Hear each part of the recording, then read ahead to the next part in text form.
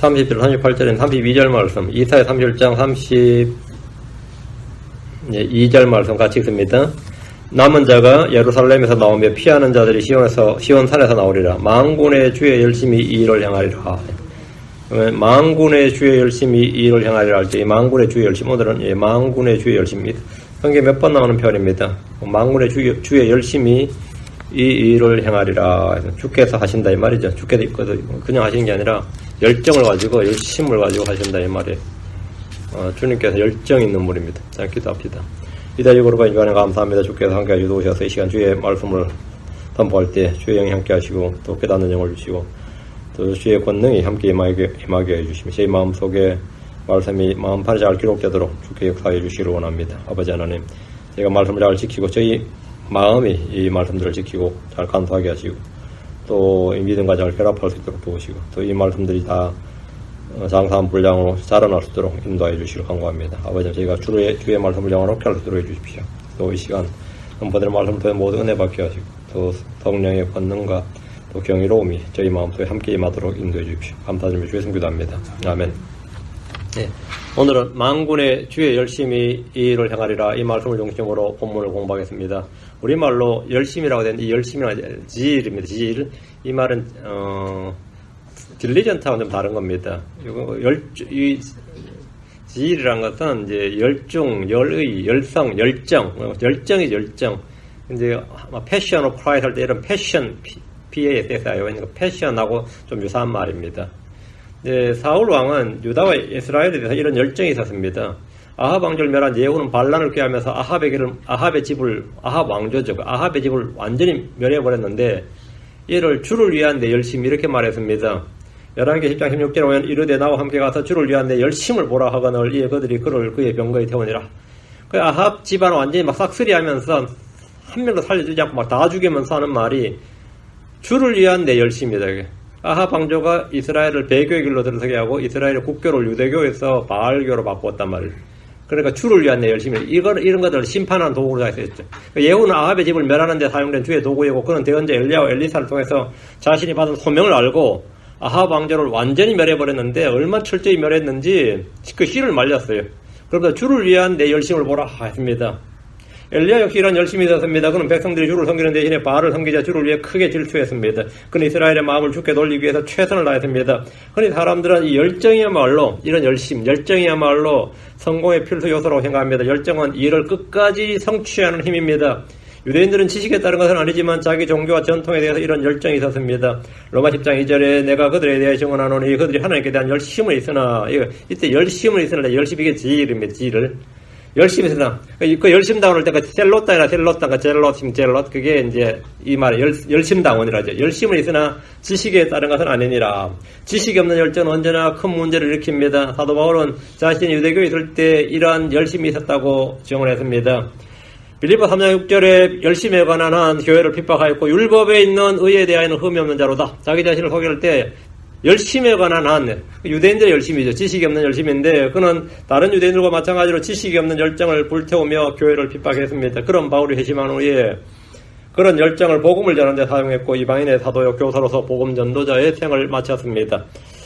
바울의 동료 에바브로는 교회를 위해서 이런 열심을 가졌는데 바울은 그의 열정을 큰 열심이라고 증언했습니다. 골로새서 4장 13절에 내가 그에 대해 곧 그가 너희와 라오디게아에 있는 자들과 히에라폴리스에 있는 자들을 위해 큰 열심을 가진 것을 증언하노라. 큰 열심을 가졌다. 큰 열심을 가졌다. 지역교회는 아무런 열정이 없는 수천 명의 신자들보다 주를 향한 열정과 말씀에 대한 불타오르는 사람 한 명이 훨씬 낫습니다. 그 열정이 없는 사람 수백에서 봐야 아무 소용없어요. 그 열정 있는 사람, 그 주를 향해서 하나님의 말씀을 향해서 열정 있는 사람이 훨씬 나아요.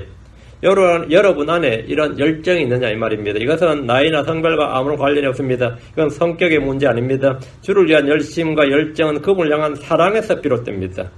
하나님의 말씀을 향한 사랑이 내 속에 있을 때 마음이 뜨거워지고 열정이 불타오르게 됩니다. 다윗은 시편 119편 139절에 내 원수들이 주의 말씀들을 잊었으므로 내 열심히 나를 소멸시켰나이다. 내 원수들이 주의 말씀들을 잊었으므로 남들이 주의 말씀을 잊었다. 이것이 다윗은 참을 수 없는 일이었어요. 그 마음속에 그런 주의 말씀을 읽는 사람들을 볼 때 마음속에 불이 타올랐던 겁니다. 주의 말씀을 읽는 사람을 볼 때 다윗의 속은 고통을 당했습니다. 하나님의 말씀은 우리 마음을 뜨겁게 해주고 불타게 해주는 어떤 것입니다. 예레미야 20장 9절에 그때 내가 말하기를 내가 다시는 그분에 대하여 언급하지 아니하며 그분의 이름으로 말하지 아니하리라 하였으나 그분의 말씀이 내 마음속에 타오르는 불 같아서 내 뼈속에 사무치니 내가 참기에 지치고 가만히 있을 수 없었노라. 대언자 예레미야가 말씀이 내 마음속에 타오르는 불 같았다 했죠. 타오르는 불 같았다. 이게 열정입니다. 이게 성경에서 말한 열정이에요. 이게 열정이에요. 근데 이 크리스천들이 뭐 교회가 수천 수백 명이 돼도 수백 수천이 있고 뭐 수만이 된다 하더라도 이런 열정이 없는 사람들은 아무 의미가 없어요. 이런 열정이 이게 없단 말이에요. 이게 없단 말이에요. 그냥 뭐 숫자만 가득 차인 거지. 크리스천의 열정은 하나님의 말씀에서 비롯되는 겁니다. 말씀이 내 속에서 깨달아지고 믿어지고 그것이 내 속에서 활동할 때 그 사람이 열정이 있다 그런 겁니다. 그것이 하나님에 대한 열정이 있다 그래요. 그거 없는 사람들은 그냥 크리스천이 그건 종교인이죠. 그건 종교인이에요. 크리스천의 열정은 사랑에서 비롯됩니다. 그리스도의 사랑이 내 속에 넘치는 것, 그 사랑으로 해서 내 마음이 움직이는 것이 바로 열정입니다. 고린도서 5장 13, 14절에 우리가 만일 미쳤어도 그것은 하나님을 향한 것이요 정신이 온전하여도 그것은 너희를 위한 것이니 이는 그리스도의 사랑이 우리를 강건하기 때문이니라. 그리스도의 사랑이 우리를 강건하기 때문이라. 우리를 강건하는 이 사랑, 이것을 한 단어로 열정이라고 합니다. 그 열정은 사랑에서 비롯되는 겁니다. 사람들은 꿈이 있을 때, 야망이 있을 때, 성취할 목표가 있을 때 열정을 불태웁니다. 막 속에서 타오른단 말이죠. 가만히 있으라 그래도 타올라요. 새벽에 벌떡벌떡 깨고 말이죠. 한밤중에 일해도 뭐 피곤한 줄 모르고. 그래서 이제 열정페이라고 그러잖아요. 그죠? 그래서 이제 물론 대가가 주어지면 좋은데 대가가 안 주어지면 그게 꺼져버리는 거죠. 대가가 주어지고 어떨 때는 막 내가 생각했던 것보다 대가가 더 주어져. 그럼 진짜 몸 불태웁니다. 그럴 때는 막 일하는 게 재밌고 돈 버는 게 재밌고 하루 아침에 일어나는 게 재밌어. 그 열정이 막 불타올 때. 근데 물론 대가가 안 주어지면 어때요? 내가 왜 이 미친 짓을 하지 하면 꺼지지. 다 꺼지죠. 특히 남자들은 특히 그래요. 목표가 있을 때 열정을 불태웁니다. 열정은 젊음과 힘을 바탕으로 불타오른다고 합니다. 크리스천들의 열정은 그리스도의 강건하는 사랑에서 비롯됩니다. 이 사랑에서 비롯돼. 이것이 없으면 내가 생각했던 대로 일이 안 돌아갈 때 다 꺼져요. 내가 어느 지역에 성교사로 갔는데 난 당장 뭐 5년 10년 안에 뭐 만 명 성도를 만들어 버리겠다 했는데 뭐 5년 10년이 지나도 뭐 10명도 채 안 된다 그러면 목회 못 합니다. 맨날 회의감에 빠지고 내가 부름 받았냐 어떠냐 맨날 이런 생각만 하지 뭐 아무것도 안 돼. 뭐 난 이 지역을 뭐 개화시키겠다 이 지역을 뭐 변화시키겠다는데 변화가 됩니까? 안 되지. 그러면은 열정은 다 식어버리죠. 젊을 때 막 타오른 열정을 가졌다가 시간 지나서 전부 다 싹싹이 어디 없어져 버린 사람들 뭐 수두박박 합니다. 그건 그리스도의 사랑이 강건하는 게 아니었기 때문입니다. 그 열정은 사랑에서 비롯된 것이 아니고 하나님의 말씀에서 비롯된 것이 아니기 때문에 금방 사그라드는 거예요. 거기서 그 하나님의 말씀에서 비롯된 그 예레미야처럼 말씀이 내 마음속에 불타오른 것 같아서 이런 거는 외부 환경에 상관없이 사정에 상관없이 그냥 계속 불타오르는 겁니다. 그래서 사랑이 나를 강건할 때는 외부 사정에 관계없이 나의 이 환경에 관계없이 계속 불타오르는 거예요. 크리스천들의 열정은 하나님의 말씀과 그리스도의 사랑에서 비롯된단 말이죠. 여러분 안에 어떤 날은 그렇게 미치도록 일할 것 같은데 어떤 날은 그냥 전혀 안 된다 팍 씹는다 그러면 여러분 그 열정은 육신적인 열심인 겁니다. 주의 집을 사랑했던 우리 주님께서도 이런 열정이 있었습니다. 이 시편 69편 9절에 주의 집에 대한 열심이 나를 삼켰고 주를 모욕하는 자들의 모욕이 나를 덮쳤나이다. 주의 집에 대한 열심이 나를 삼켰다. 그 주의 집에 대한 열심이 나를 삼켰다. 물불한 가루 때 말에 열심히 나를 삼켰다잖아요. 내가 열심을 삼킨 게 아니라 열심히 나를 삼켰어요. 열정으로 불타오르는 거예요. 주께서 성전에서 장사하는 사람들 보셨을 때 우리말로 요즘 표현하면 눈이 뒤집힌 거예요. 그때 가는 노끈으로 채찍을 만드셔서 양과 소와 함께 그들을 다 성전에서 내쫓으셨는데 주님이 행하신 폭력이었어요. 이게 주님이 행하신 최대 성전 폭력 사건이에요. 요즘 같으면 이제 성전 경찰이 와가지고 이제 구류 살거나 징역 벌금형 뭐 이런 거 때릴 수 있는 상황이었단 말이죠. 막 난리를 치는 거예요. 난리를 치는 거예요. 갑자기 왜 그러냐요. 온유하신 분인데 막 뒤집어 놓은 거예요. 막 양과 소와 함께 그들 다 성전에 내쫓으셨는데 주님이 공개적으로 폭력을 행사한 아주 놀라운 장면입니다. 예수님의 이런 행동을 이해하는 키워드가 바로 주의 집에 대한 열심입니다. 요한복음 2장 17절에 그분의 제자들이 기록된 바 주의 집에 대한 열심이 나를 삼켰나이다 한 것을 기억하더라. 그게 주님을 이해하는 키워드였어요. 주님 지금 왜 저러시지? 낯을 드셨나? 그건 아니겠지. 그런 생각 안 했을 겁니다. 아무도. 주님 왜 저러시지? 왜 저럴 것 같대요? 그들이 시편 69편 9절을 기억한 거예요. 주의 집에 대한 열심이 나를 삼켰나이다. 너희들 몰라갈지 우리 주님도 성격 한번 남면 성질 보통 아니다. 너희들 못 봐도 그렇지. 그때 성전에서 보통 아니더라. 우린 옆에다 봤다. 뭐 이런 식이에요. 그걸 이해하는 딱 하나가 주의 집에 대한 열심이 나를 삼켰나이다. 우리는 하나님의 열정과 열심에 대해 정확히 알아둘 필요가 있습니다. 하나님은 미적지근하신 분이 아닙니다. 하나님은 교회에 뜨겁거나 차든지 할 것을 요구하셨는데 이는 그분의 성품입니다. 주의 열심으로 주께서 친히 하신 말씀들이 기록된 그대로 성취됩니다. 주의 말씀이 하나도 떨어지지 않고 헛되이 되돌아가지 않고 없어지지 않는 것은 주의 열심히 그것들을 이루시기 때문입니다. 자, 본문을 보겠습니다. 30절. 자, 본문 갑니다. 이사야 31장 30절. 또 이것이 내게 표적이 되리니 너희가 원래는 저절로 자라는 것을 먹고 둘째에는 같은 것 해서 나는 것을 먹되 셋째에는 너희가 뿌리고 거두며 포도원을 세우고 그것의 열매를 먹으리라. 이게 표적이에요. 이 표적 맞아요? 원래는 저절로 나는 거 먹고 둘째도 그렇게 먹고 셋째는 너희가 농사지어서 먹고 이것이 너희에게 표적이라 그러면 하늘에 뭐 빛이 갑자기 뭐 어떻게 바뀌든지 뭐 그죠? 그 출애굽기에 나온 것처럼 뭐 10가지 재앙처럼 말이죠. 그렇게 막 놀라 뭐 나일강이 뭐 갑자기 뭐 피로 변하든지 뭐 이런 것 어떤 기적 진짜 놀라운 기적을 보통 하면 표적이라고 생각합니다. 근데 주님께서 지금 이것이 내게 표적이 되리냐고 제시한 표적이 뭐죠? 예. 원래는 저절로 나는 걸 먹고 너희가 원래는 저절로 나는 걸 먹고 왜 지금 전쟁 중이니까 농사 못 지었잖아요. 그 땅에서 저절로 나는 걸 먹고 둘째는 같은 것에서 나는 걸 먹되 셋째는 너희가 뭐 뿌리고 거두며 포도원을 세우고 그것의 열매를 먹으리라. 이렇게 이게 표적이다 그러면 어때요? 듣는 사람이 어떻게 했어요? 에이 그래요? 에이 뭐 그게 표적이냐? 이거 정말 엄청난 표적입니다. 왜 표적이냐면 하나님께서 히스기야 왕에게 대언제 이사를 통해서 말씀을 주시는 건 아는데 이 유대인들은 표적을 요구해요. 말씀이 진짜인지 아닌지 어떻게 확정할 증거를 요구한다고. 오늘 크리스천들도 그런 사람이 있어요. 증거가 뭐냐 그러잖아요. 유대인들 특히 그랬는데 표적을 요구하는데 밖은 아시리아 군대가 지금 포위하고 있어요. 꽤 오래됐습니다. 포위한 지가 꽤 오래됐어요. 그럼 농사를 지었겠어요? 못 지었겠어요? 당연히 못 지었죠. 못 지었죠. 지금 사내립은 항복을 요구하면서 성 안으로 식량과 물이 들어가지 못하도록 지금 고립정책을 쓰고 있습니다. 그럼 이제 성 안에 식량이 떨어지면 끝나는 거죠. 예. 한국식으로 치면 남한산 성이에요. 병자호란데 남한산 성꼴 난 거예요. 못 먹을 게 없는 거죠. 전쟁 중에는 농사를 지을 수 없기 때문에 식량이 부족해집니다. 외부에서 식량을 수입해오는 것도 불가능한 일입니다.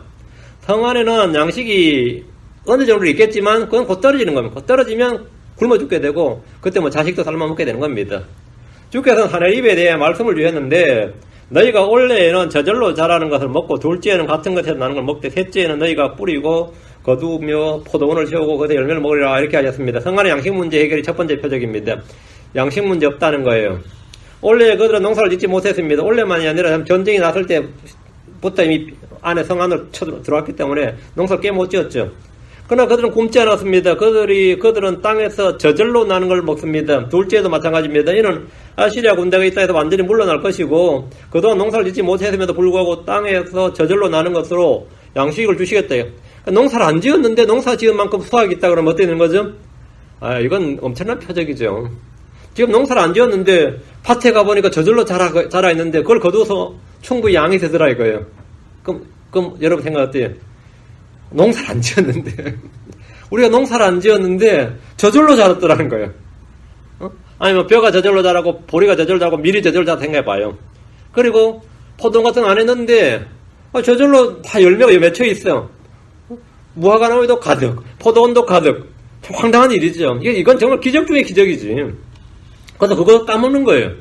농사를 짓지 않았는데 땅에서 저절로 자라난 열매를 먹는 것은 이건 엄청난 표적이 아닐 수 없습니다. 생각을 해보십시오. 아무도 농사를 짓지 않는 밭과 들과 산에서 먹을 양식이 저절로 자라고 그것으로 충분히 주민들이 먹을 수 있다면 여기가 지금 뭐죠? 에덴의 낙원이지. 일시적으로.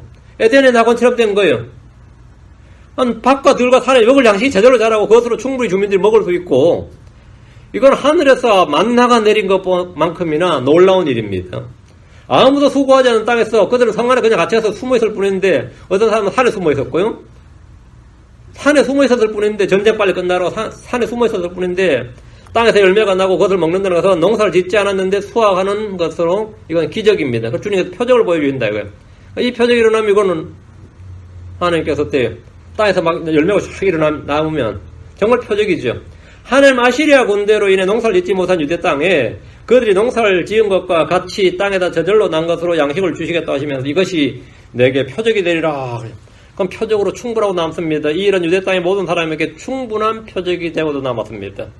2년 동안 이런 표적이 그들에게 주어지고 셋째 해에는 유대인들이 이제 자기 땅에 씨를 뿌리고 거두며 포도원을 세웁니다. 이거 뭐 영원히 계속 이렇게 되면 좋겠죠. 농사 안 지어도 됐지. 근데 딱 2해는 그렇게 해주겠다 이거예요. 셋째 해는 이제 자기들이 농사를 짓는데 농사를 짓는 거나 뭐 한 해 주신 거나 뭐 양은 비슷비슷한 거예요. 예. 그리고 이제 전쟁의 상처를 모두 치유하고 이제 유대인들 셋째에 자기들 땅에 씨를 뿌리고 거두며 포도원을 세우고 또 정상적인 그 일상으로 돌아간다는 겁니다. 첫째 해와 둘째 해 저절로 자라는 것을 먹는 일은 이스라엘 역사상 단 한 번도 없었던 일로서 주께서 그들에게 주신 놀라운 표적입니다. 31절입니다. 유다의 집에 피한 남은 자는 다시 아래로 뿌리를 내리고 위로 열매를 맺으리니 이번 전쟁에서 죽지 않고 살아남은 유대인들은 이 땅에 다시 뿌리를 내리고 정착합니다. 이들은 더 이상 아시리아의 침략이나 위협으로 인해서 외국으로 이민 갈 필요도 없고 어디로 도망갈 필요도 없습니다. 아시리아의 군사적 위협은 이번이 마지막입니다. 더 이상 없습니다. 이유는 사내립이 죽고 아시리아 역시 몰락의 길을 걷게 되기 때문입니다. 이것이 하나님 주신 진정한 평화입니다. 하나님 아시리아의 사내립을 설득하거나 그와 평화에 달한 것이 아니라 완전히 박살내버리셨습니다. 힘에 의한 평화입니다. 이는 대환란 때 적그리스도와 그의 군대를 향한 주님께서 행하실 일의 모형입니다. 하나님 아메겟돈으로 몰려드는 적그리스도의 군대를 완전히 멸해버리실 겁니다. 마귀와 그의 군대들과 마귀와 연합한 모든 왕들의 군대는 단번에 멸망을 당하는데 아시리아의 멸망이 그것의 표적입니다. 모형입니다. 예표입니다. 마귀와 그의 군대들, 마귀와 연합한 모든 왕들의 군대는 하나님께서 단번에 그냥 멸하십니다. 천년왕이 끝난 후에 일어난 사탄의 반란 역시 하늘에 내려온 불로도 단번에 모두 죽임을 당합니다. 그때 유대의 남은 자들은 더 이상 피난민이 되거나 도망을 치거나 유랑자가 되지 않을 겁니다. 그들은 다시 유대 땅에서 아래로 뿌리를 내리고 위로 열매를 맺게 됩니다. 하나님은 그들을 나무를 심듯이 약속의 땅에 굳게 심을 겁니다. 유대인들은 더 이상 뽑히지 않고 이리저리 옮겨 심거나 잘리지 않습니다. 32절 남은 자가 예루살렘에서 나오며 피하는 자들이 시온산에서 나오리라. 만군의 주 열심히 일을 행하리라. 아시리아 군대가 전멸을 당하면 남은 자가 예루살렘에서 나옵니다. 이제 각자 자기 고향으로 돌아가는 거죠. 피하는 자들이 시온산에서 나옵니다. 산에 숨었던 사람이 나오는 거죠. 더 이상 숨거나 도망다닐 필요가 없기 때문입니다. 하나님은 예루살렘의 완전한 평화, 큰 평강을 선물로 주십니다. 아시리아 군대와 사내립은 이 땅에 단 한 명도 남지 못합니다. 다 죽거나 철군합니다. 여기서 죽거나 본국으로 돌아가나 둘 중에 하나인데 만군의 주에 열심히 이 일을 행하리라. 이 일은 누가 한다고요? 만군의 주에 열심히 일을 행하리라. 대언자가 하는 것도 아니고 왕이 하는 것도 아니고 이스라엘 백성들이 하는 게 아니다. 이건 사람이 하는 일이 아니라 주의 열심히 주께서 하신다. 히스기야 왕이 하는 일이 아니다 말이에요. 예루살렘 주민들이 힘을 합쳐서 하는 일도 아닙니다. 이 일은 주의 열정이 하는 일입니다. 주님은 자신의 약속과 자신의 맹세의 말씀을 이루시는 열심이 있습니다. 주께서 메시아를 이 땅에 보내시고 하늘의 왕국을 세우실 것에 대해 말씀하시고 이것을 보증하는 것이 바로 만군의 주의 열심이라고 했습니다. 하나님은 자신의 말씀을 성취하십니다. 이사야 9장 7절에 그의 정권과 화평의 번창함이 끝이 없으며 그가 다윗의 왕자 그의 왕국에 군림하여 그것을 정비하고 이제로부터 영원토록 판단의 공의와 정의로 그것을 굳게 세우리라. 만군의 주의 열심히 이것을 이루리라. 만군의 주의 열심히 이것을 이루리라. 주님께서 말씀하시고 이 일은 누가 하느냐예요. 주의 열심히 이것을 이루신다. 이 말씀에 따르면 교회가 하늘의 왕국을 세우는 것이 아닙니다. 크리스천들이 이 일을 하는 것이 아닙니다. 말씀하시고 그 말씀을 친히 이루시는 분은 주 하나님 자신입니다. 하나님께서 친히 자신의 열심으로 이루실 것이라고 하셨습니다. 열심은 주의 겉옷입니다. 이사야 59장 17절에 그분께서 의로울 성패로 입으시고 구원의 투구를 자기 머리에 쓰셨으며 또 그분께서 복수의 의복을 옷으로 입으시고 열심을 겉옷으로 입으셨도다. 주께서 입으신 겉옷이 열심입니다. 주의 열심은 누구와도 비교할 수 없습니다. 사람들 중에는 주께서 아무것도 안 하시고 구경만 하거나 이 세상에 일어나 아무 간섭도 하지 않는 줄로 아는 이들이 제법 있습니다. 또 크리스천들이 저 하늘에 가면 아무 일도 하지 않고 노는 줄로 아는 사람도 있어요. 열심으로 일을 한다. 이거 열심으로. 하나님은 정신세계나 마음속에만 존재한다고 믿는 이들도 있습니다. 하나님이 보이지도 느껴지도 않기 때문입니다. 그러나 주님은 이 세상의 모든 사람들, 모든 일들, 모든 사건을 다 살피고 계십니다. 모든 사람의 사정을 주께서 다 보고 계십니다. 주님은 어디에나 계시며 모든 것을 다 보십니다. 욥기 34장 21절 22절에 그분께서 자신의 눈을 사람의 길들 위에 두시고 그가 가는 모든 길을 보시나니 불벌 행하는 자들이 숨을 만한 어둠이나 사망의 그늘이 없느니라. 주님께서는 자기의 눈을 사람들의 길들 위에 두신다. 그가 가는 모든 길을 보신다. 숨길 수가 없다 했습니다. 잠언 5장 21절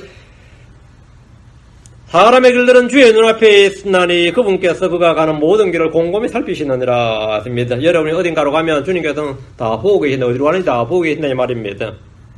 다 보고 계신다요. 잠언 15장 3절에 주의 눈은 모든 곳에 있어서 악한 자와 선한 자를 살피시느니라. 주의 눈은 모든 곳에 있어서 했습니다. 그 정부에서는 요즘 뭐합니까? 주로 곳곳에 CCTV를 설치하죠. 도로마다 CCTV를 설치해서 상황실에서 보면 주요 도로에는 모든 차량이 하는 걸 다 볼 수 있습니다. 제가 서울시청, 거기 서울시 시청에 서울경찰청, 거기 상황실에 가보면 서울 시내 도로에 그렇게 CCTV가 많으면 시민들은 모를 겁니다. 그 애들이 뭐 침 뱉는 거, 어디 뭐 하는 거 가지고 거기 다 잡혀요. 다 봐요. 그럼 뭔가 이상하면, 근데 무전을 해요. 거기 지금 어디에 누가 지금 헛짓하고 있는데 가서 연행하라 그래요. 근데 뭐 어떨 때 뭐 3분 안에 경찰에 도착합니다 그러죠. 3분 안에가 아니라 벌써 신고도 하기 전에 벌써 보냅니다. 신고도 하기 전에. 그런 거 허다합니다. 제가 김포공항에서 근무할 때 공항 상황실에 가보면요. 김포공항 1, 2, 3층이고 이제 내외 각이죠. 거기 정말 개미 한 마리까지 다 볼 수 있을 만큼 카메라가 많이 있습니다. 개미 한 마리 다 볼 수 있도록. 그 안에서 뭐 하는지, 뭐 심지어 엘리베이터 안에서 커피 마시는 사람들 나누는 이야기까지 다 들을 수 있어요. 엘리베이터 안에서 사람들이 올라가면서 커피 마시고 나누는 이야기까지.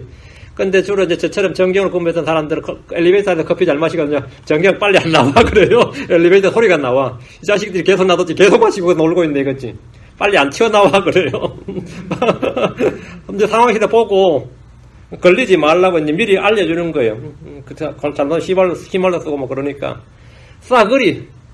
그래서 사람들이 아무도 안 하니까 안 보고 있는 것 같지만 진짜 싸그리다 살핍니다. 싸그리다. 사람들이 하는 일이 그 정도, 사람들이 하는 일 정도, 그 정도에. 하나님께서 눈이 없다고요? 예, 모든 길이 있다잖아요. 주님께서, 지금 성경 본문에, 예. 그 주의 눈은 모든 곳에 있어 악한 자와 선한 자를 살피시느니라. 주의 눈은 모든 곳에 있었어. 맞는 말입니다. 이거는 그냥 해본 소리가 아니에요. 문자 그대로면 여러분이 한 모든 것들을 주님 다 살피십니다.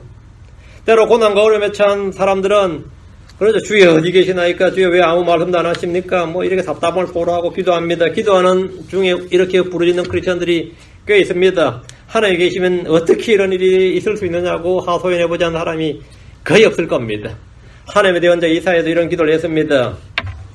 이사 63장 15절에 하늘에서부터 내려다보시며 주의 거룩하고 영화로운 처소에서 바라보시옵소서. 주의 열심과 주의 능력이 어디 있으며 나를 향한 주의 깊은 사랑과 주의 긍휼의 소리가 어디 있나이까? 주께서 그것들을 금하셨나이까? 어디 있나이까? 주께서 그것들을 금하셨나이까? 어디 있나이까? 좀 보라고. 이것은 분명히 고통에 찬 호소고 기도입니다. 대체 주의 열심과 주의 능력이 어디에 있는가? 나를 향한 주의 깊은 사랑과 주의 긍휼의 소리가 어디에 있는가? 뭐 그런 설교는 엄청나게 들었는데 대체 어디에 그게 있느냐 이거죠. 응? 사람들은 주로 그런 말 잘하는데 뭐 복을 믿으면 사람이 변한다 그러고 복을 믿으면 인생이 바뀐다 그러고 복을 믿으면 뭐 확 달라질 것처럼 말하는데 실적이 어디 있는데? 여러분 그런 생각 안 해보셨어요? 그러니까 그게 안 되는 사람들이란 말이 목사가 앞에서 자꾸 저 구라친다 그러는 거예요. 맨날 거짓말 한다 그래요. 응? 실제 안 되는데 실제 그게 잘 안 되는데 그 주께서 그것들을 금하셨나이까? 고통에 찬 호소입니다. 대체 주의 열심과 주의 능력이 어디 있고 나를 향한 주의 깊은 사랑과 주의 긍휼의 소리가 어디에 있느냐 이거. 마치 주께서 안에 계신 듯이 느껴지는 때가 누구에게나 다 있습니다. 그러나 걱정하지 마십시오. 주님은 우리의 느낌 속에 거하지 않습니다. 주님은 우리의 느낌 속에 계신 것이 아닙니다. 주님은 나의 느낌이나 나의 생각이나 나의 이성과 상관없이 언제나 나를 돌보고 계십니다. 내가 못 느껴도 그건 상관없는 거예요. 내가 못 느껴도. 누가 여러분을 내가 다 봤다 그러면 여러분 그걸 느낍니까? 여러분은 7층, 8층 아니면 한국 같은 특히 돼요. 고층 아파트에 살면 가끔 창문을 밖에 내려다 보거든요. 그 밑에서 흩어진 사람들 많아요. 그거 다 보죠. 봅니다. 그리고 이상한 장면이 있으면 카메라도 하나 찍어 놓고. 그렇죠. 근데 밑에 있는 사람이 느껴집니까? 저 위층에 있는 사람들이 날 볼 텐데 하고 느껴져요, 안 느껴져요? 안 느껴집니다. 왜? 그거는 느낌으로 알 수 있는 게 아니에요. 하늘에서 하나님께 내려보시는데 사람이 느껴지면 못 살지. 느껴지면 돼, 안 돼? 안 되지. 못 살죠. 주님은 나의 느낌이나 나의 생각이나 나의 이성과 상관없이 언제나 나를 돌보고 계신다. 우리가 할 일은 느끼려고 하는 게 아니라 그분을 신뢰하는 겁니다. 그분을 느끼는 게 아니라 그분을 신뢰하는 겁니다. 나의 사정을 아뢰고 나의 일을 맡기고 모든 염려를 맡기면 됩니다. 베드로전서 5장 7절에 너희의 모든 염려를 그분께 맡기라. 그분께서 너희를 돌보시느니라. 히스기야는 자기 사정을 주께 고했고 자신의 일을 주께 맡겼습니다. 자신의 모든 염려를 주께 맡겼습니다. 성 밖에 있는 사내리까 그의 군대는 금방이라도 예루살렘을 삼킬 것 같았습니다. 그건 느낌이에요. 그리고 그렇게 느껴지고 이성적으로 판단해도 그건 충분히 가능한 일이죠. 군대 20만이 넘는 군대 밖에 있으면 그 최강의 아시리아 군대 아니에요. 이거는 뭐 정말 그렇게 느껴져야 느껴져. 예를 들어서 북한이 핵무기가 많이 있다 그러죠. 그러면 너희한테 쏘겠다 그러면 그걸 안 쏘겠다 그러면 느껴져요? 그럼 믿고 안 믿고지 느낌의 문제가 아니에요. 쏘겠다. 그것도 느낌의 문제 아니지. 그렇죠? 반대로 미국이 우린 절대로 너희를 안 쳐들어가겠다 그러면 그 나라에서 느껴져요. 아니요. 그건 느낌의 문제가 아니라 믿음의 문제죠. 그건 느낌의 문제가 아니라 믿음의 문제라고. 근데 이 히스기야 왕의 입장에서 아시리아 군대가 너희들이 항복하면 내가 너희를 다 살려주마 그러면 나는 사내립을 믿노라 그래요. 그럼 믿노라 그러대요. 난 사내립의 인격을 믿어. 사내립의 말을 믿어. 그럼 믿는 놈이 바보지 사실은. 믿는 놈이 바보예요. 그런 사람의 말이라는 것은 느껴지든 안 느껴지든 믿든 안 믿든 별로 그거는 상관이 없는 거예요. 느껴진다고 그게 느낌대로 되는 것도 아니고 난 그렇게 느꼈는데 한다고 느낌대로 되면 좋겠지만 느낌대로 되진 않아요. 나는 그 사람 정말 그렇게 믿었는데 난 그 사람 그렇게 안 봤는데 그렇게 안 보고 지가 그렇게 안 본 거고 그거하고 실제하고는 전혀 상관없는 일이라고. 난 그 사람을 참 좋게 봤는데 난 그 사람을 참 안 좋게 봤는데 내가 느끼는 나의 느낌이나 나의 판단이나 나의 생각이나 아니면 난 그 사람 참 믿었는데 말이야. 정말 내가 신뢰했는데 그건 중요한 게 아니라고. 그건 사실과 여부 관계없는 거란 말이죠. 시편 109편 2절에서 4절이 히스기야의 상태였고 그가 한 일입니다. 시편 109편 2절 4절 사악한 자의 입술과 속이는 자의 입이 열려서 나를 치며 그들이 거짓말한 혀로 나를 비방하고 또 미워하는 말로 나를 애워싸며 까닭없이 나를 대적하여 싸웠나이다. 이게 지금 현실이에요. 나의 사랑으로 인하여 그들이 내 대적이 되어 싸우니 나는 스스로 기도할 뿐이니이다. 그 히스기야 할 일이 뭐라고요? 나는 기도할 뿐이니이다. 할 게 없어요. 모두가 나를 대적하고 싸우는데 나를 치고 속이고 비방하고 미워하고 대적하고 나를 애워싸고 싸울 때 내게 맞서 싸울 힘이 있다면 뭐 고민할 게 없죠. 가서 쳐버리면 되는 거니까. 내게 맞서 싸울 힘이 있다면 고민할 게 없겠지만 지금 사정이 전혀 그렇지 않는 거예요. 완전 사면초가예요. 사면초가요. 그런 때 내가 할 수 있는 일이 뭐냐 이거예요. 나는 스스로 기도할 뿐이니이다. 스스로 기도할 뿐이니이다. 이것이 크리스천들의 영적 전투 방식입니다. 이것이 믿음의 선한 싸움입니다. 교회에서 이런 경우가 좀 있어요. 내가 피해자인데 가해자가 피해자 행세라고 피해자를 가해자 취급하는 그런 거 있죠. 우리는 이걸 모함이다 그러고 억울하다 그러고 뭐 덮어씌웠다 그러고 별것 하지만 그래서 누구한테 하소연했더니만 전부 저쪽 사람 편 드는 거예요. 하소연하면 위로해주고 도와줄 줄 알았는데 하소연을 했더니 상담을 했더니만 네가 행실이 그래서 그렇다니 평소에 최소한 그나마 잘해주는 놈이 뭐냐면 양비론이야. 그나마 그게 좀 나은 놈이야. 둘 다 잘못했네 그러고 있어. 그게 그나마 나은 놈이 하는 상담이야. 진짜 뭐 미치고 팔짝 뛰죠. 환장할 노릇이지. 그래서 그러면 이제 목사님한테 그래서 중간에 누가 차단해 목사님한테 그런 걸로 또 뭐 부담 주지 마라 그러지. 안 그래요? 알아서 차단한다고 목사님들 그런 걸 부담 주지 마라. 뭐, 힘들게 하지 마라 그러지. 그 어쩌 하면 또 목사는 사람도 사실 또 정신없이 모르고 또, 어이, 뭐, 그런 거 같네. 그리고 편들어줘요. 그리고, 아유, 위로 좀 받았는데, 또 그 다음날 뭐라 그래요? 알고 보니까 그게 아니네요. 또 그래, 또 뒤집어 놨어. 근데 또 알아보니까 또 그게 아니네요. 그러죠? 그럼 뭐, 이게 어떻게 돼? 교회에서 흔한 일입니다. 흔한 일이에요.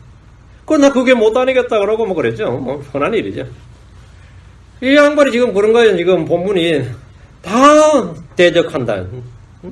대적만 아니에요. 치고, 속이고, 비방하고, 미워하고, 대적하고, 세워 싸고. 뭐 몇 가지 지금 6가지네. 이런데 내가 지금 뭐 어떻게 할 수가 없어요. 아무것도 할 게 없습니다. 아무것도 할 수 있는 게 없다 말이죠. 나는 스스로 기도할 뿐입니다.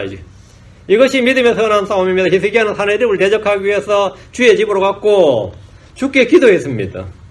이런 상황에서 이건 우리가 이 땅에서 그리스도의 군사로 무엇을 어떻게 해야 되는지 보여주는 겁니다. 3절 그러므로 주가 시리아 왕에 관하 이같이 말하노라. 그가 이 도시에 이르지 못하고 거기로 화살을 쏘지 못하며 방패를 가지고 이 도시 앞에 오지 못하며 이 도시를 치려고 언덕을 쌓지도 못하고.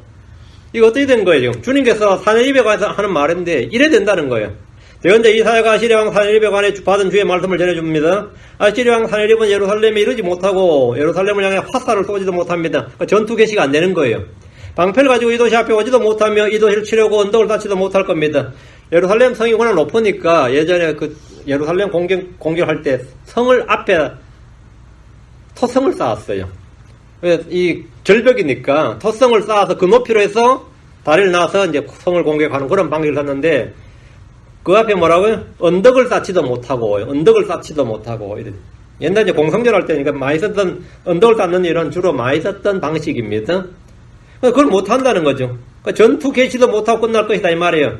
이 말은 아시리아 군대 지금 포위를 하고 있지만 전투도 해보지 못하고 전쟁을 개시하지도 못하고 전쟁이 끝난다는 거예요. 어떻게? 무슨 일로? 지금 이 상태에서. 정말 믿기 힘든 이야기예요 지금. 이건 느껴지지 않아요. 지금 위험이 느껴지지. 아시리아 군대는 예루살렘을 공격해보지도 못하고 반대로 예루살렘의 유대인들은 아시리아 군대를 방어하기 위해서 돌멩이 하나라도 던질 일이 없이 전쟁이 종료가 됩니다. 사내립이 아시리아 군대에게 공격의 명령을 내리기도 전에 군대가 아시리아 군대가 전멸을 당하고 말 것이기 때문입니다. 하나님께서 이 전쟁에 친히 개입하셔서 전쟁을 끝내버리십니다. 유대 예루살렘의 군대가 아니라 하늘에서 하나님 한 천사를 내려보내셔서 이 예루살렘을 지키신다 이거예요. 성경이 말하기를 호세아 1장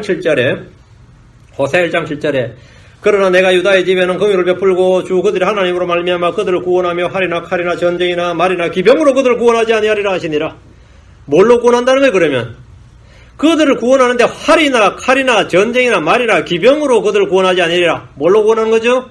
그들의 하나님으로 말미암아 그들을 구원하며 그들의 하나님으로 말미암아 그들을 구원하며.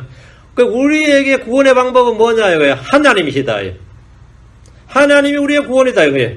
하나님이 제시하신 예루살렘을 구원하는 방법이 뭐냐 본문에 나옵니다. 그들의 하나님으로 말미암아 그들을 구원하며. 이것이 주의 구원 방법입니다. 전쟁의 사람 다윗은 언제나 이 사실을 기억했습니다. 그는 블레셋의 챔피언이었던 골리앗을 향해서 싸우러 가면서 이렇게 말했습니다. 사무엘상 17장 47절에 또 주께서 칼이나 창으로 구원하지 아니하심을 이 모인 온 무리가 알게 하리라. 하나님이 이스라엘 구원은 칼이나 창이 아니다 이거예요. 전쟁은 주께 속한 것이니 그분께서 너희를 우리 손에 넘겨주시리라 아니라. 우리는 칼이나 창이 없어도 전쟁에서 승리할 수 있습니다. 전쟁은 주께 속한 것입니다. 요사밧 왕도 이 믿음을 가지고 있었습니다. 역대기야 1장 15절에 그가 이르되 온 유다와 예루살렘 거주민들과 요사밧 왕이여 너희는 귀를 기울지어다. 주가 이같이 너에게 말하노라. 이 큰 무리로 인하여 두려워하거나 놀라지 말라. 이 전쟁은 그 전쟁은 너에게 속한 것이 아니요 하나님에 속한 것이니라. 그 전쟁은 너에게 속한 것이 아니요 하나님에 속한 것이니라.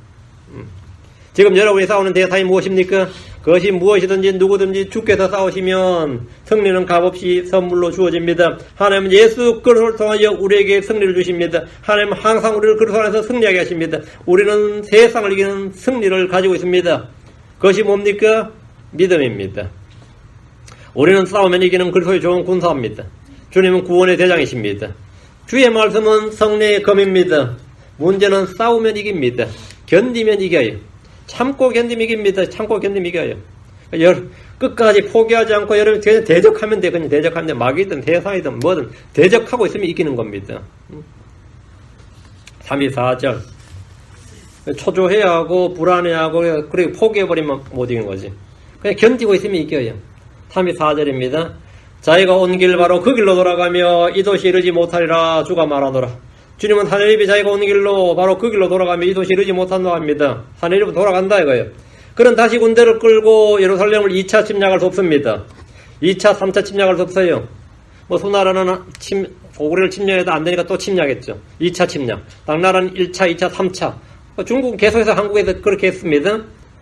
그러나 아시리아 군대는 타네립의 아들이 그러면 아버지가 이루지 못한 일을 그럼 내가 하겠다고 2차 침략을 하냐 못한다 이 말이에요. 바빌론은 1차, 2차, 3차 침략했습니다. 아시리아는 그렇게 못했습니다. 그의 아들이나 후대의 어떤 왕이나 군대도 이전에 실패한 예루살렘 정복전지를 완수하겠다고 내가 다시 우리 제국의 위험을 갖추겠다, 뭐 자존심을 세우겠다고 다시 예루살렘 침략하느냐 못한다 이거예요. 아시리아의 사내립은 이 전쟁에서 자신의 군대를 거의 다 잃게 됩니다. 그는 패잔병으로 기고하면 자기 자식들에게 죽임을 당합니다. 아시리아의 국력은 쇠퇴하게 되고 바빌론이 신흥 강국으로 떠오르면서 국제 질서가 변해버립니다. 주께서 아시리아 왕 사내립에 대해 한 모든 말씀 문자 그대로 이루어집니다. 우리 이 땅에서 수많은 나라들이 서로 전쟁하는 걸 봅니다. 미국과 이스라엘은 지금도 수많은 전쟁을 치르고 있습니다. 그러나 주 하나님의 이런 약속과 보호를 받는 나라는 거의 없습니다. 우리는 하나님의 보호와 구원이라는 약속이 있습니다. 우리는 마귀를 이길 수 있고 세상을 이길 수 있고 육신의 정욕을 이길 수 있고 죄를 이길 수 있는 힘을 부여받았고 승리에 대한 절대적 약속의 보증이 있습니다. 사람을 두려워하지 말고 세상을 두려워하지 말고 마귀를 두려워하지 말고 싸우십시오.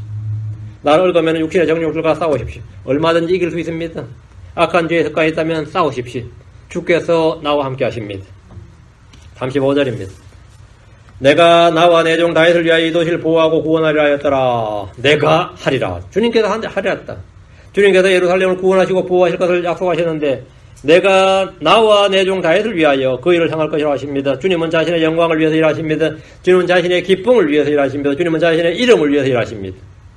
시편 106편 8절에 그럼에도 불구하고 그분께서 자신의 이름을 위하여 그들을 구원하셨으니 이것은 친히 자신의 강하신 권능을 알리고자 하심이니라.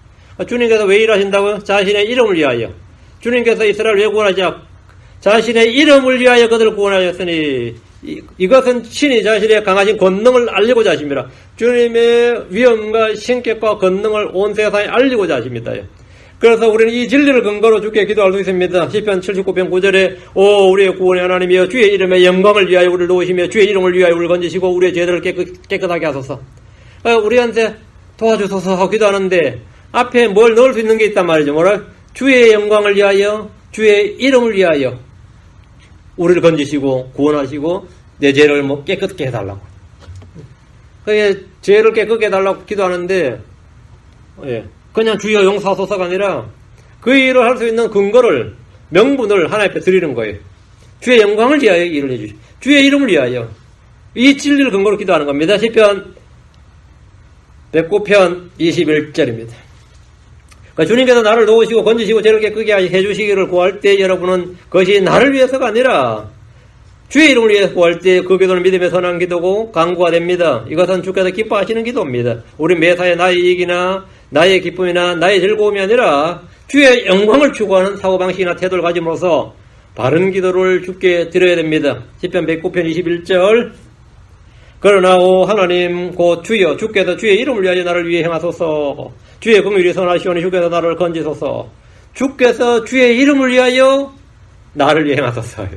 주의 이름을 위하여. 승리를 달라고 기도할 때도 마찬가지입니다. 이번 승리에서 내가 쫙 빛나는 게 아니라 주의 이름을 위해서 주의 영광을 위해서. 이번 승리는 주의 이름을 위해서 주의 영광을 위해서 좀 해달라고 이렇게.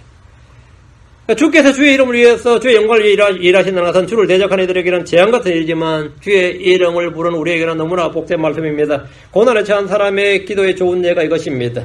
시편 143편 11절에 오 주여 주의 이름을 위하여 나를 살리시고 주의 의를 위하여 내 혼을 고난에서 이끌어내소서. 거의 똑같은 기도라도 말이죠. 주여 나를 살려주소서 살려주소서 하면 물론 주님 살려주시겠지만 이제 믿음을 약간 더 성장을 시켜서 주여 주의 이름을 위하여 나를 살리시고 주의 의를 위하여 내 혼을 고난에서 이끌어내소서. 어때요? 기도의 차원이 좀 달라졌죠. 예, 훨 나아졌죠. 이게 믿음의 성장입니다. 믿음의 성장이에요.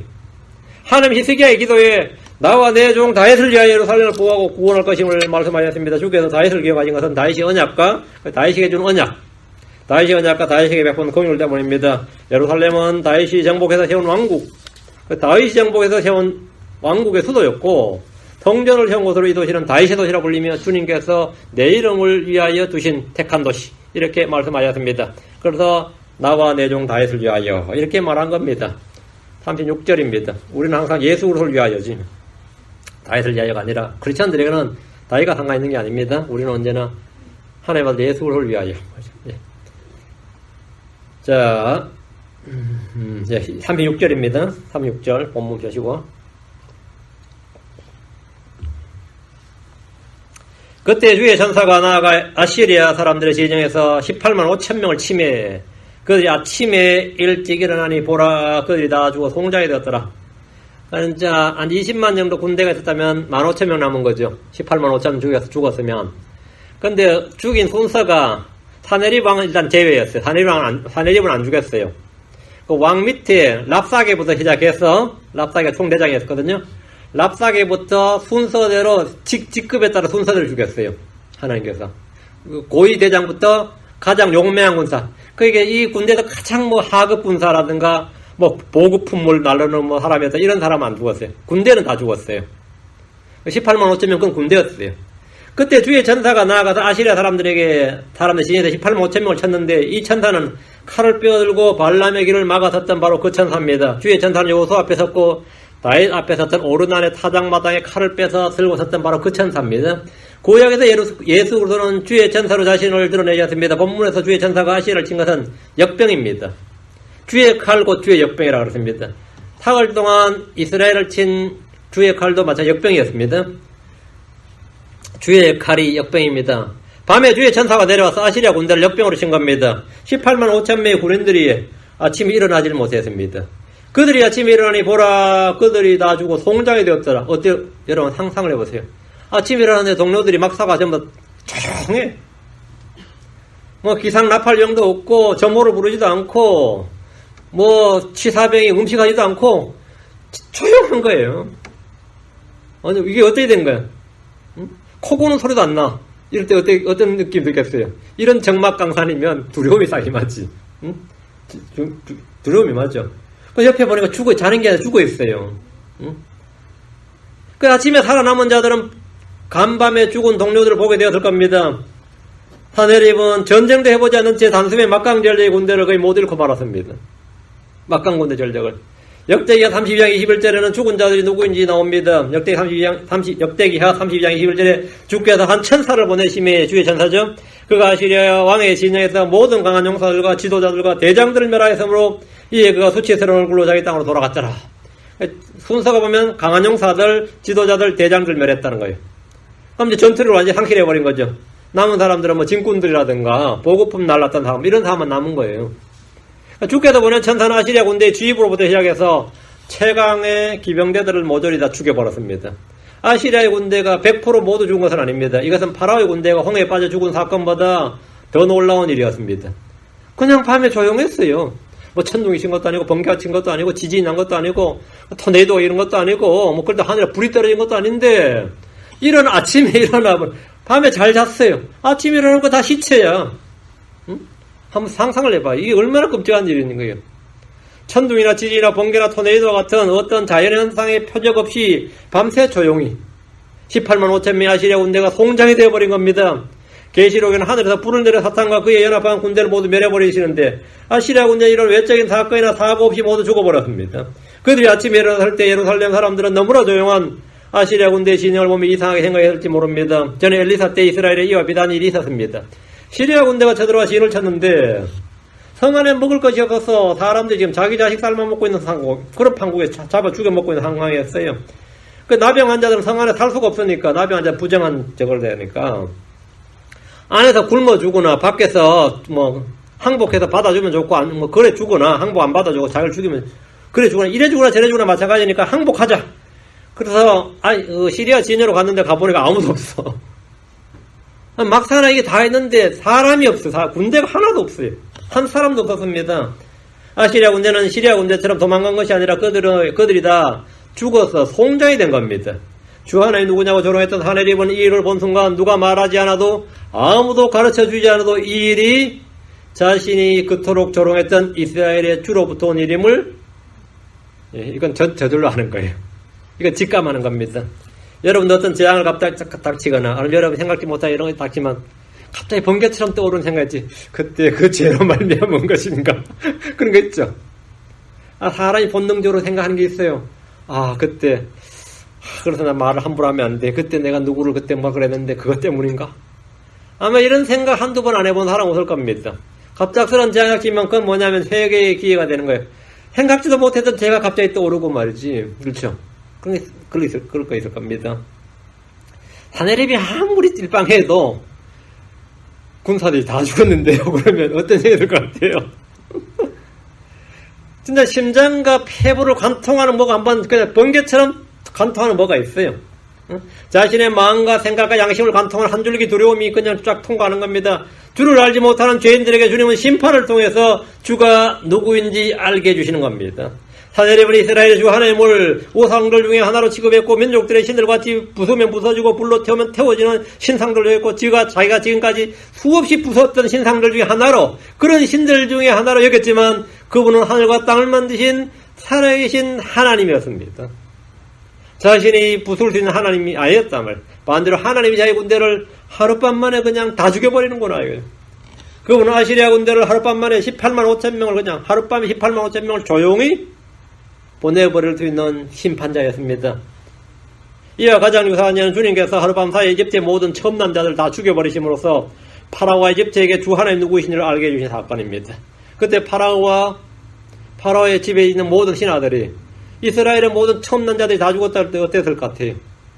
그럼 의견을 낼 필요가 없어요.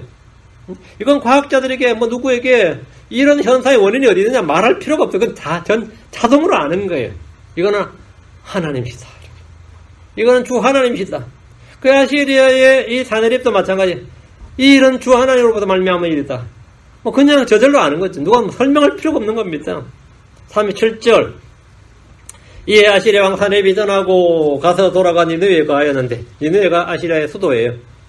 아시리아 왕 사내립은 즉시 니느웨로 떠났습니다. 아시리아 역사상 이런 황당무계한 패배가 없었어요. 이런 패전은 없었습니다. 고대 전쟁사를 다 뒤진다 해도 어디서도 듣도 보도 못한 그런 패배였습니다. 인류 전쟁사에 이런 전쟁은 없었습니다. 사내립은 예루살렘을 향해 욕했고 주를 대적하여 욕만 쏟아냈을 뿐인데 군사들이 모두 송장이 되고 말았습니다. 세계 최강의 기병대가 칼이나 창이나 활 한번 쏘아보지 못한 채 완벽히 몰락해버렸는데 이 일은 누가 말해도 믿을 수 없는 정도의 기이한 사건이었습니다. 이런 이 정도는 아니고 좀 기이한 사건이 이제 중동전쟁에, 이스라엘과 아랍전쟁에서 이런 일은 좀 있었어요. 이 아랍전쟁에서 아랍 군대가 프랑스에서 이제 전투기를 엄청나게 수입해가지고 프랑스 전투기, 소련제 전투기, 그때 러시아제, 소련제 전투기 수입해서 이제 진격하려고 그러는데 밤에 엄청난 바람이 불어서 모래가 그 전투기를 덮어버린 거예요. 모래가 전투기를 덮어버린 거예요. 그러니까 그 미시한 모래가 전투기를 덮어보니까 전투기에 작동을 안 하는 거예요. 켜는데 작동을 안 하는 거예요. 그 공군력이 상실해버려요. 그렇게 비싸게 수입해가지고. 그 이스라엘 전투기인데, 근데 이스라엘 전투기는 잘 뜨는 거예요. 이스라엘 전투기 막 떠서 자기들 막 공격해야 되는데 자기 전투기들은 안 떠. 같은 제품이야. 이스라엘도 프랑스에서 수입한 전투기고. 그러다 전쟁 끝나고 프랑스에서 항의를 해서 우리한테 판 거하고 저쪽 판 거 틀리지 그랬던데, 이스라엘은 전투기를 스카이 테이프로 말이죠. 밀봉을 해버린 거예요, 다. 미리. 혹시나 이 사람은 그 철저한, 물론 하나님 우리 돌보시겠지만 혹시나 바람이 쪼로 굴면 안 되니까, 그럴 경우를 대비해서 전부 다 밀봉을 해놨던 거예요. 그러니까 전혀 문제가 없었어요. 물론 바람도 안 불고, 바람도 물론 저쪽으로 불었지만. 이런 사건은 꽤 있었어요. 이런 식으로 우리가 볼 때 좀 이해가 불가한, 전쟁사에서 전쟁이 끝나면 항상 복귀를 하죠. 복귀를 하는데, 우리가 전투기가 수입을 더 많이 했는데 상대가 안 됐다. 이런 것.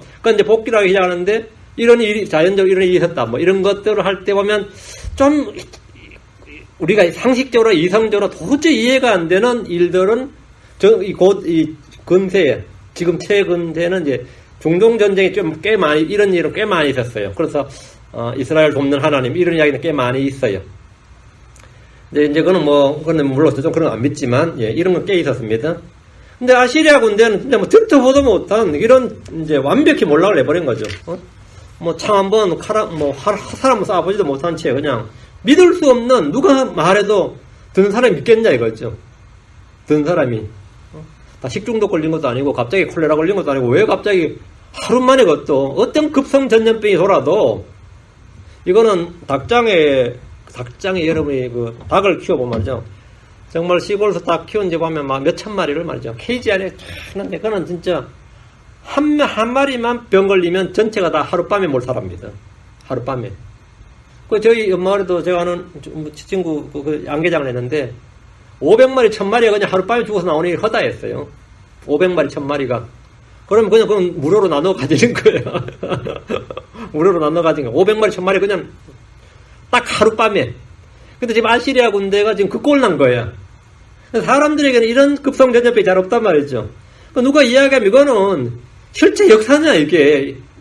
하나님의 존재를 믿지 못하는 이들을, 부정하는 이들을 이런 사건이 이스라엘이 꾸며낸 이야기지. 이게 정말 고대 신화나 전설에만 나온 이야기지. 이게 실제냐, 이거죠. 하지만 이것은 분명 역사적 사건입니다. 유다 역사를 다룬 책이나 아시리아 역사책에도 이 사건이 나옵니다. 거기 보면 전염병으로 아시리아가 멸망해서 나오는데 역병으로 군대를 다 이러다 기록되어 있는데 성경은 주의 천사가 와서 그들을 쳤다. 주의 천사, 주의 칼이 성경 역병으로 나옵니다. 그래서 이거 정확히 내용 일치하는 거죠. 역사와 성경이 일치하는 겁니다. 하나님 우리 눈에 기이하고 놀라운 일을 행하십니다. 어떤 육체도 하나님을 이길 수 없습니다. 세상의 어떤 정부도 하나님을 대적해서 이길 수 없습니다.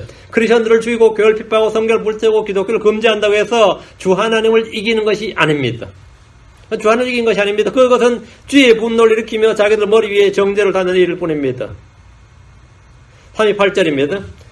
그가 자기 신,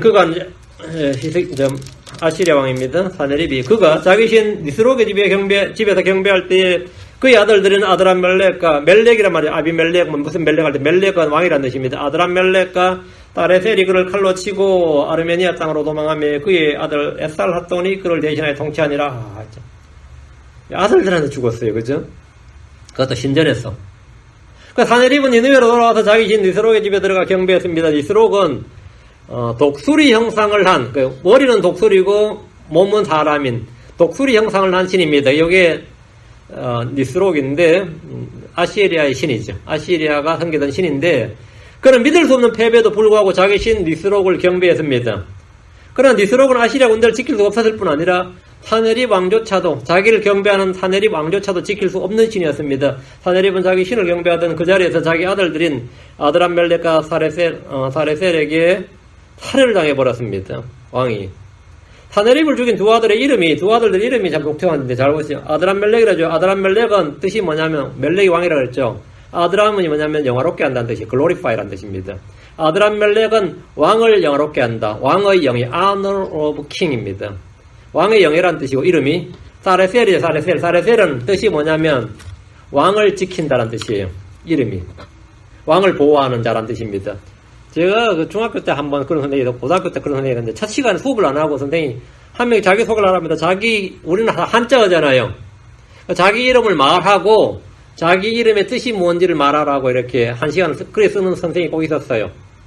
저 같은 경우는 제가 윤성목입니다. 그럼 성은 거룩할 성자예요. 목이 화평할 목자예요. 그래서 거룩한 화평이란 뜻이에요.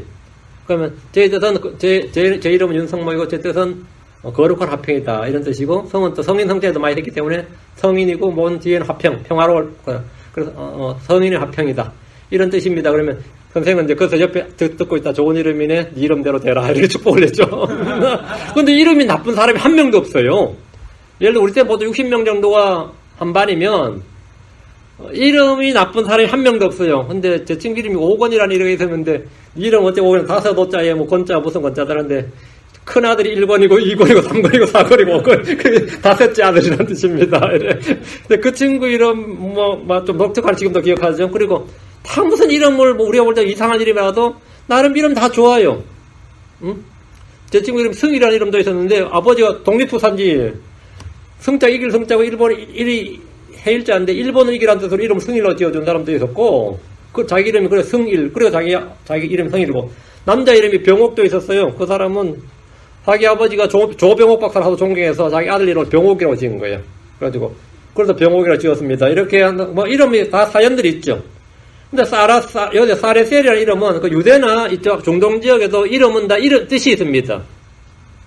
한국이나 중국이 한자가 뜻이 있는 것처럼 히브리어도 뜻이 있어요. 이 히브리어도 상형문자거든요. 사레셀은 뭐냐면 아람어나 히브리어도 마찬가지입니다.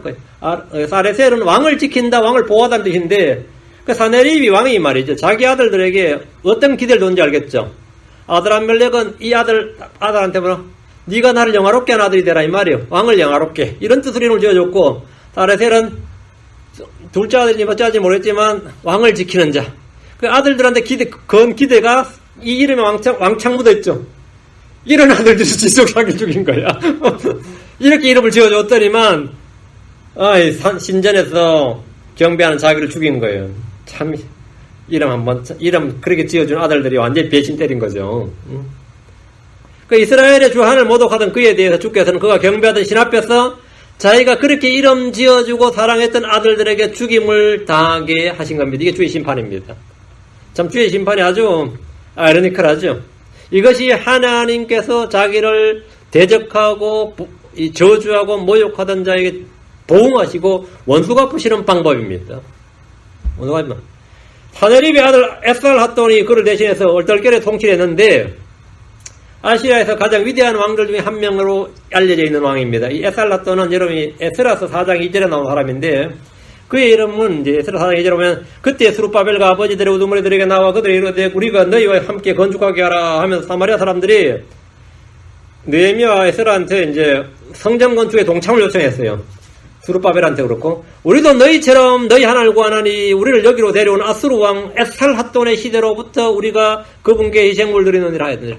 에살핫돈이 사마리아 사람들을 애들을 이쪽에 강제주시킨 거죠. 이 사람들은 본래 사마리아 사람이 이스라엘 사람들이 아니라 외지 타인들이 여기에 정착한 외지인이다 말이죠. 그러니까 당연히 유대에서는 성전 건축할 때 그들을 배척하고 너희들과 우리랑 상관없다 이렇게 한 거죠. 성전 건축을 방해했던 사마리아 사람들은 이스라엘 사람들이 아니라 에살핫돈, 그 아시리아죠. 아시리아의 에살핫돈 왕의 시대로부터 이곳에 살던 외부인 이주민들이었습니다. 아시리아의 예루살렘 정복전쟁은 사네립의 죽음으로 이제 완전히 끝을 맺었습니다. 주께서 대언자 이사야를 통해서 주신 약속의 말씀대로 한 글자도 빠짐없이 다 성취되었는데 이 일은 만군의 주의 열심이 이루었느니라. 이렇게 만군의 주의 열심이 이루었느니라 해야 됩니다. 저와 여러분도 마찬가지로 하나님 앞에서 기도하는 바, 주님께서 말씀하신 바, 약속한 말씀이 있으면 여러분 그 말씀 붙을 때 당연히 주께서 그것을 다 이루십니다. 나는 못 이루죠. 당연히 내가 이룰 수 있으면 뭐 내가 사람이 아니지. 나는 못 이룹니다. 그러나 하나님은 이루십니다. 하나님은 강하신 권능이 있습니다. 믿는 자에게. 옛날 개혁상들 잘 배운 거죠. 능치 못할 일이 없다는 이런 거 있죠. 믿는 자에게 모든 것이 가능하니라. 믿는 자에게 모든 것이 가능하고 믿는 자에게는 불가능이 없느니라 했습니다. 왜? 내게 어떤 능력이 있어서가 아니라 내 안에 계신 주 하나님이 능력이 있습니다. 주 하나님이 나의 힘이십니다. 주님께서 능력이 있어요. 만군의 주의 열심히 이것을 행하리라. 이것을 이루리라. 이것만 외우시면 돼요. 오늘은.